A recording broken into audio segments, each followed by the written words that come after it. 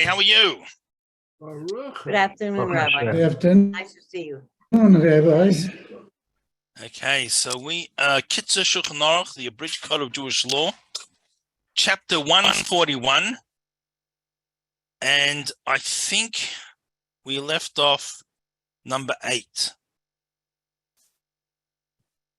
I think that's where we left off. Just in case, we'll quickly summarize 7 and 8, and then I'm pretty sure we were saying that everyone, men and women, are obligated to hear the Megillah at the night time and the day. So everyone should come to shul. And children are encouraged to come to educate them in the mitzvahs. But we said not little children that will make a lot of noise and stop people from hearing. That was 7. And 8, we said that we need to wait until after the 3 stars come out to proper nightfall to read the Megillah. Even though it would be nice because we're fasting, so to read a little bit early and then break the fast earlier. You say better to have like a coffee or something after the fast before you read than to read earlier. So number 9, Tess. Mitzvah min Rabbi, yeah. Rabbi, the thing is, the funny thing is, kids enjoy the holiday because it's the only holiday where they're allowed to make noise when they're there.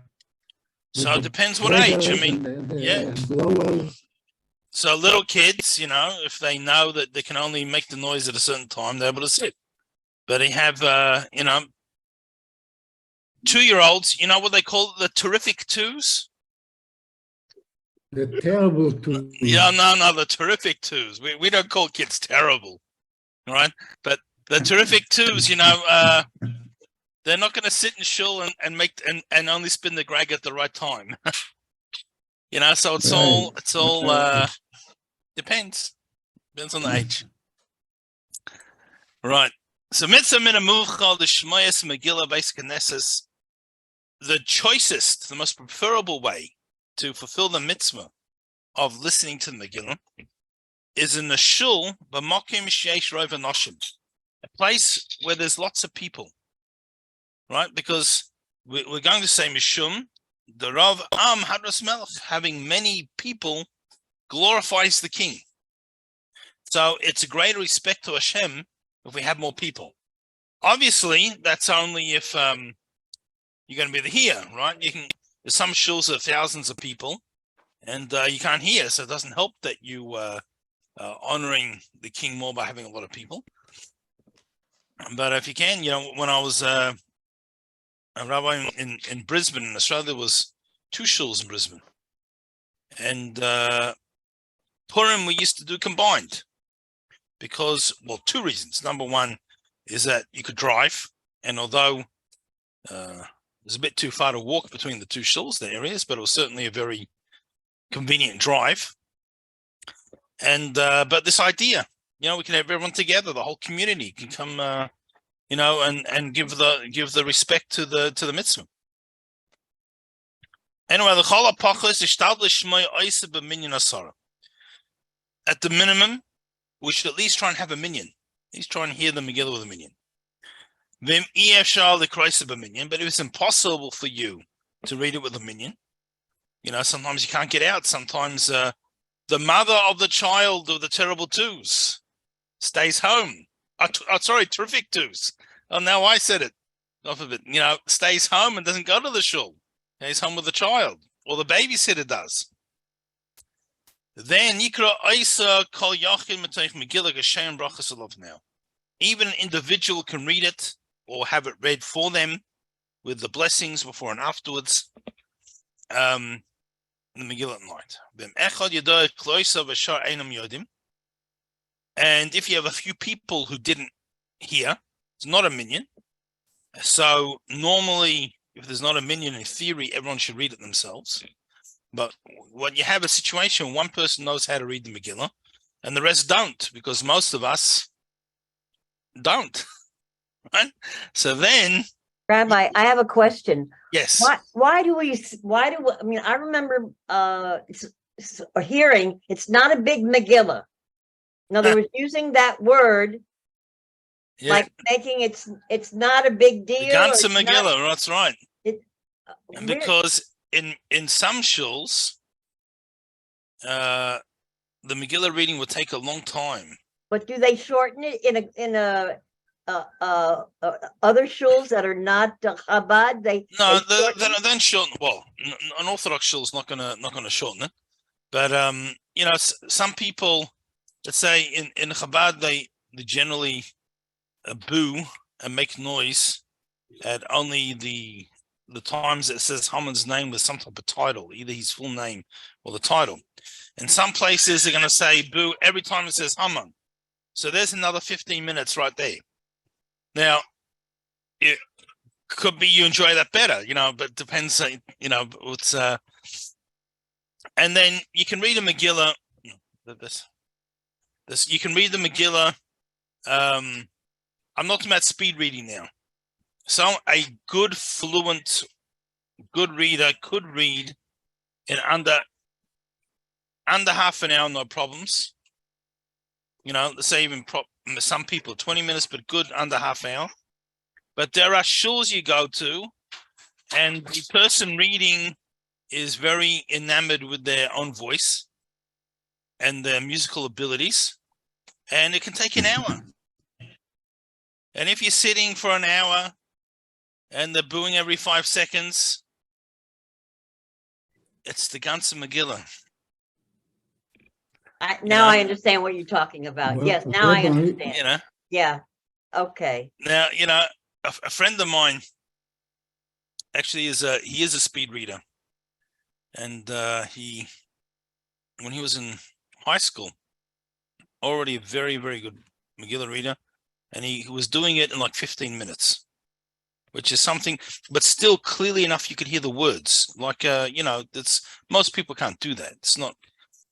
Anyway, he was going around to stores in Jewish area, and he was asking people if they would like to hear the Megillah. He goes to one store, and he says to the fellow, would you like to hear the Megillah?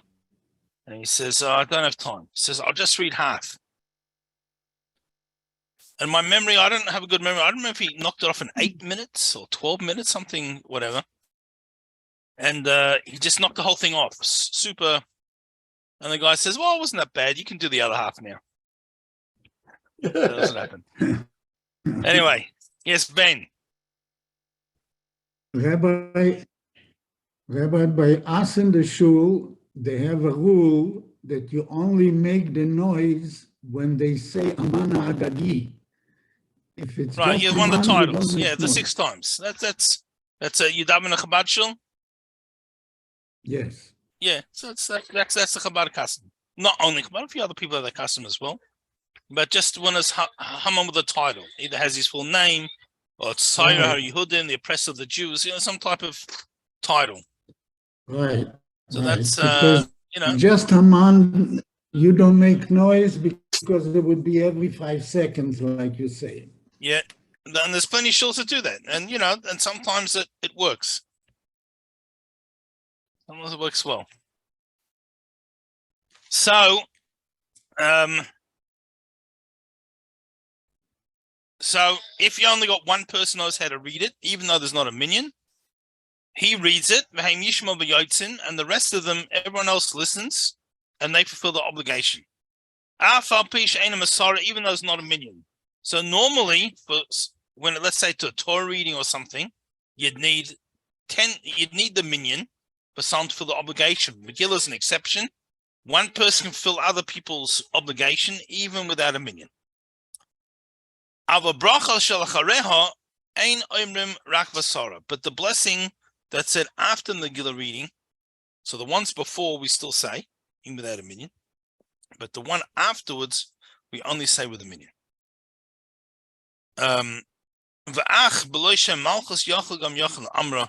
But someone could say it if they want without saying Hashem's name.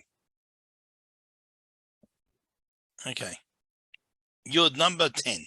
Minim b'chol Yisrael. There's a custom spread throughout the Jewish people. that the person who reads does not read from a rolled up scroll. Right? So normally, let's say the Torah scroll, it's rolled up. You only open it up, the part that you're reading. If, in the old days before printed books, people would read the Haftorah from a scroll, or the Book of Ruth from a scroll, for those who read it. And there was rolled up. But the Purim, the Megillas Esther, we don't read rolled up, like you don't start unrolling it. Ella, what do? You spread it out. Full of daf al daf k'megeres, and you fold it over so it's like a letter. Right, so we fold it to make a letter. Why? Because in the Megillah, it's referred to as a Igeres HaPurim, which means the Purim letter. Or in the old Chumoshin, they call it the Purim epistle. But since it's referred to as a letter, we fold it over like a letter's folded. But if you're listening to the Megillah, not the one reading it for the congregation, but listening, then you don't need to fold it over. Some people do. I'm really not sure whether that's because there's a custom to for the other people, or just because they see the reader does, so so they do too. I don't. I just have it and I start rolling it, and so it goes. Yud Aleph 11. Kairas and Megillah, bein b'yom bein b'layla. When we read the Megillah, and this applies both at night and day, Mavarach lafanei shalosh brachos. We make 3 blessings beforehand. So each of the 3 starts off, Baruch atah Hashem Elokeinu melech haolam, bless you Hashem, our God, King of the universe. And one of them is a sheker the shalom zoyis v'tzivanu, that He gave us He sanctified us with His commandments, and He's given us the commandment al mikra Megillah, to read the Megillah. That's the first one. The next one is she'asa nisim. We thank Hashem we praise Hashem just as you did the miracles in the past, and then it adds with the request you should do miracles for us nowadays and in the future. And then v'shechianu, we say shechianu, which is the blessing on something new that we've had. So at night we understand, because it's been a whole year since we read Megillah. So we're thanking Hashem that we're alive. Hashem has kept us alive to this point. When we're very young, we never take Shechianu seriously. But as we, as I get older, you appreciate another year of life. It's the kids think they're going to be here forever. And unfortunately, sometimes we lose our friends, our loved ones, and the fact that we're here, it's we understand why we need to make this blessing. And so at night, it's the first time. Nevertheless, we say it at the day as well. And we're going to explain shortly. That's because the blessing of Shechianu on the day also goes on the other mitzvahs of the day. The gifts that we give to each other, the special stock of the special gifts to the poor that we give, our Purim feast. So the Shechianu goes on all those mitzvahs as well. But we say that at day and night. To the Acha Kriyasa, and after we make, after we read the Megillah, we roll it up, we put it in front of us, and we make an after blessing. This is if we have the minyan. The Birchas Harabas Raveinu v'chulu. It's a blessing called Rabas Raveinu, means the one we bless Hashem, the one who fights for us, etc. Im avol kairas Megillah. Now, if a mourner, someone in mourning, God forbid, we should never know from these things. And but if there's someone who's a mourner, generally they don't lead the services on the joyous days, because they're not able to really experience the joy. But let's say there's no one else. It's, most people can't read the Megillah nowadays.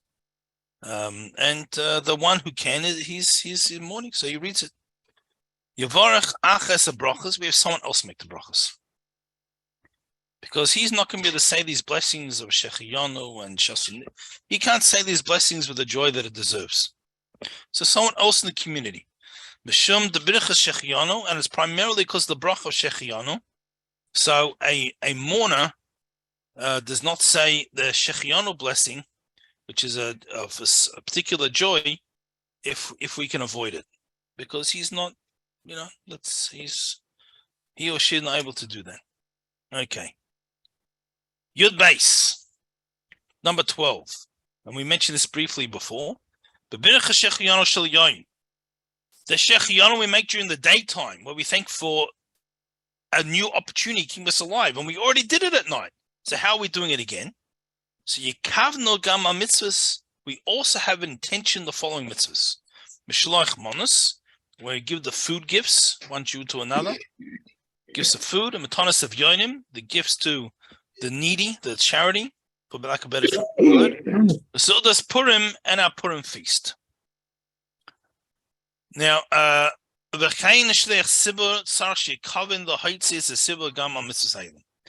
also, if we're in shul, for example, and there's one person reading for everyone, that person needs to have in mind that they're not just saying the blessings for themselves, but they're saying it for the entire congregation, on behalf of the entire congregation. So everyone fulfills the obligation with the blessing by hearing that person. Yud Gimel, number 13. And Kaidas and Megillah, the person reading the Megillah has to have in mind that he's fulfilling the obligation for the people listening. So, just saying theoretically, right? Theoretically, someone walks into shul, and just after they walk in, someone starts the Megillah. Unbeknown to the person who's walked in, this person reading the Megillah is not actually reading for the sake of reading. He's practicing. He's going to read in a little while later at the Shul Purim party. And so he's having a practice run. So he has no intention to fulfill the mitzvah, not for himself, but for anyone who's listening. And he's one of the guys, once he's practicing already, he decides he's Yossel Rosenblatt, the world-famous chazan. And he does the ganze Megillah, an hour and a half. And this poor guy was listening for an hour and a half, heard every word. He didn't fulfill his obligation because no one had in mind to fulfill the obligation. The person reading didn't have in mind to fulfill anyone's obligation. I feel bad for it, but that's the reality. And also the person listening has to have in mind to fulfill the mitzvah and needs to listen to every word. For even one word they missed out. They didn't hear one word. They have not fulfilled the obligation. Right? This is why you really want the balance. On the one hand, you want someone who's going to read quickly, because in today's world, we're so used to the everything happening at a fast pace and virtual entertainment. We don't have the patience to sit too long, especially after we fasted. But on the other hand, if it goes too fast, then the words start to jumble together, and we don't hear each word clearly. So we need yes, David. I thought maybe that's the reason why it says the ganze Megillah, because you have to hear every single word. Yes. I think people mention, I think they use the expression normally negatively, and it's because in many places it just takes a long time. But it is every single word. So like I said, someone who reads clearly, but they're very good at it, normally can do around the half-hour mark, even with a few booings and the blessings. And I think that should probably be the benchmark generally. But plenty, all right. And also the person reading has to be very careful of the following. that while the congregation is booing and banging for Haman, Yitzchok, he has to be quite right. He has to press the pause button on himself. Ad Shiava Rash the Gamri until all the noise stops. Right? Because if he keeps going while people are going boo and banging, then half the shul didn't hear the next sentence. So he has to wait until, it's all quiet again. In the ideal world, of course, we don't always live in the ideal world, but in the ideal world, every person should have their own kosher Megillah. Now, a decent one, by the way, is nowadays $2,000, $1,800 before you blink, right? So many people don't have the ability to do that, but we're talking about in the ideal world, which doesn't exist yet. Mashiach's coming and it will. But in the ideal world, everyone should have their own kosher Megillah. And they should say along each word quietly, whispering with the reader. And that way, if they miss a word, they say it themselves from their kosher Megillah. That's what they do. So, v'chein kol isha. Similarly, women as well. It's not just the men. If they're able to, if they're able to, they should also have a kosher Megillah and do the same thing. It's wonderful she has a Megillah that she can read from it.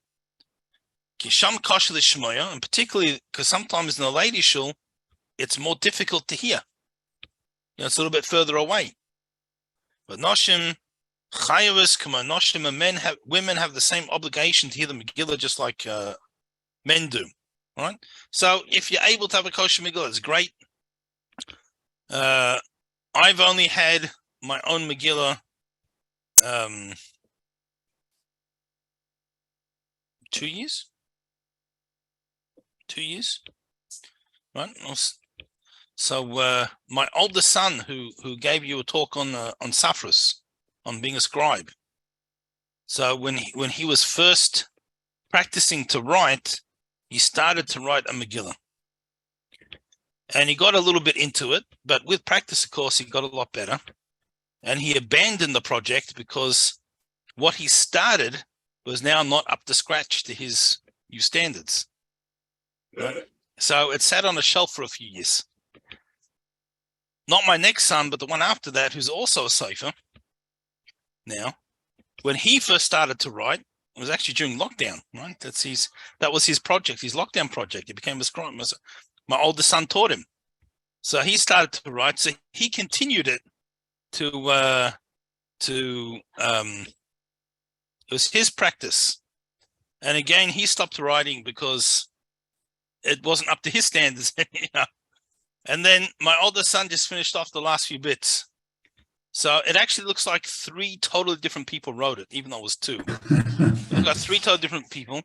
And because it was the practice run, some parts of it sloppy, and they would probably be embarrassed if anyone else saw it and knew it was their work. But for me, it's the first work of 2 of my sons. So it's the most wonderful Megillah I could ever have. And anyway, that's what we have. Just what I'm saying, my 11-year-old son who's sitting here says, "Yeah, I'll write you a better one if you want." He'll I think he's planning on joining the family trade. Anyway, God willing. All right. So number 14, we can squeeze another 1 or 2.